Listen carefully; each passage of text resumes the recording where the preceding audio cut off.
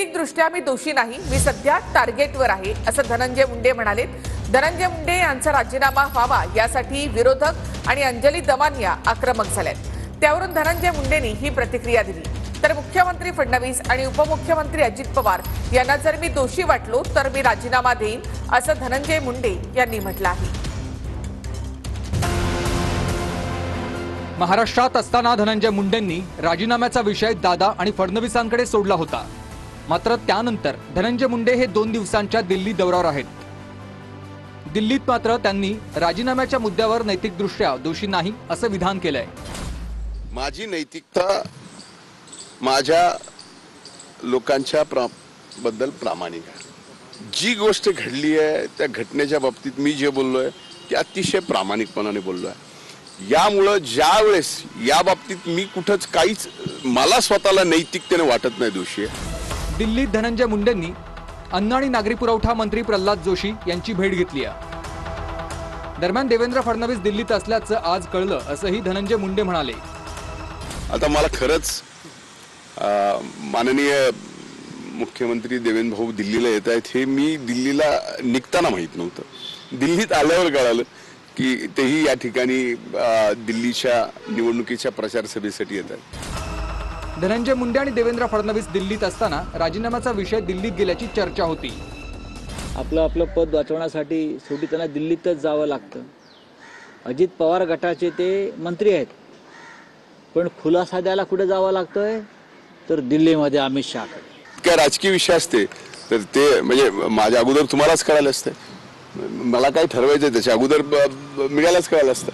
त्यामुळे 21व्या शतकात कुठली गोष्ट लपून आणि छपून हा विषय तुम्ही ठेवू देणार नाहीत आमच्यासारखे।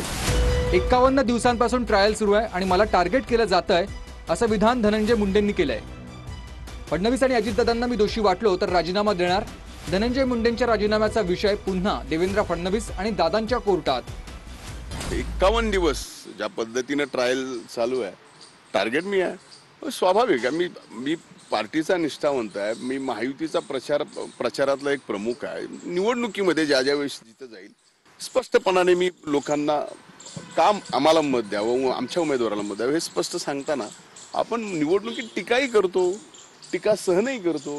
जे कोणी हत्या करणार आहेत, जे कोणी दोषी असतील, जे तपासात सापडतील, जे कोणी त्यांना या ठिकाणी फासावर चढवा, मोठ्यातली मोठी शिक्षा द्या ही माझी मागणी आहे। दरम्यान धनंजय मुंडेंच्या राजीनाम्यावरून संदीप क्षीरसागरांनी अजित पवारांना लक्ष्य केलंय।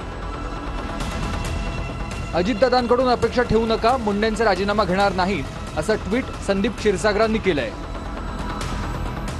संदीप क्षीरसागरांच्या ट्विटनंतर पंकजा मुंडेंनी धनंजय मुंडेंच्या राजीनाम्यावर बोलणं टाळलंय। मी फक्त ऐकून घेते असं म्हणत त्यांनी बोलणं टाळलं। मी काहीच पाहत नाही, मी तुमचं फक्त ऐकून घेतलं, बाकी मी काय बोलताय। मी काहीच पाहत नाही, मी तुमचं फक्त ऐकून घेतलं, बाकी मी काय बोलताय। 4 दिवसात मी दिलेल्या पुराव्यांवर कारवाई झाली नाही तर सर्व कागदपत्र कोर्टासमोर ठेवणार असा इशारा अंजली दमानिया यांनी दिलाय। वाल्मिक कराड धनंजय मुंडे दोषी नसतील तर कारवाईची मागणी केली नसती, मित्र असतील म्हणूनच पाठराखण करणं चुकीचं आहे असं अंजली दमानिया म्हणाल्या। लीगॅलिटी जर समजून घ्यायची असेल तर 4 दिवस हे करण्यासाठी इनफ आहेत। 4 दिवसात जर त्यांनी ते केलं नाही तर कालच असं कळतंय की केतन थिरोडकर नावाच्या एका व्यक्तीने PIL दाखल केलेली आहे। त्या PIL मध्ये मी देखील इंटरव्हेन्शन करून हे सगळे डॉक्युमेंट्स कोर्टापुढे ठेवणार आहे। मुख्यमंत्र्यांना जर वाटत असेल की त्यांना मित्र आहे म्हणून त्याची जर त्याला पाठराखण करायची असेल तर त्यांनी एक भान ठेवायला हवं की जनता तिथे चिरडत हा माणूस मोठा होतोय आणि कितीही तुमचे जवळचे मित्र असले तरी त्यांच्यावर कारवाई करणं हे मुख्यमंत्री म्हणून तुमचं कर्तव्य आहे। चौकशीनंतर काय निष्पन्न होतं त्यानंतर मुख्यमंत्री अजित पवार निर्णय घेतील। मुंडेंच्या राजीनाम्यावर शंभूराज देसाईंची ही प्रतिक्रिया। SIT चौकशी करतेय, CID चौकशी करतेय आणि ज्युडिशियल इन्क्वायरी सुद्धा त्याच्यामध्ये चालू आहे।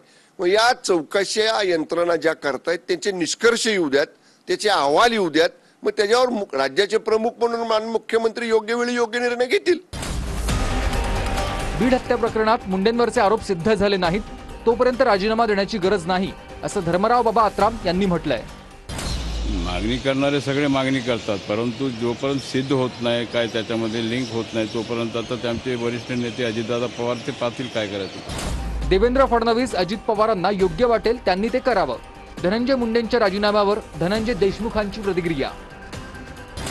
सिस्टीम राबवण्यासाठी किंवा यंत्रणेला सगळं काम चांगलं करण्यासाठी ज्या गोष्टी कराव्या लागतात त्या त्यांनी कराव्यात, एवढंच मी सांगेल.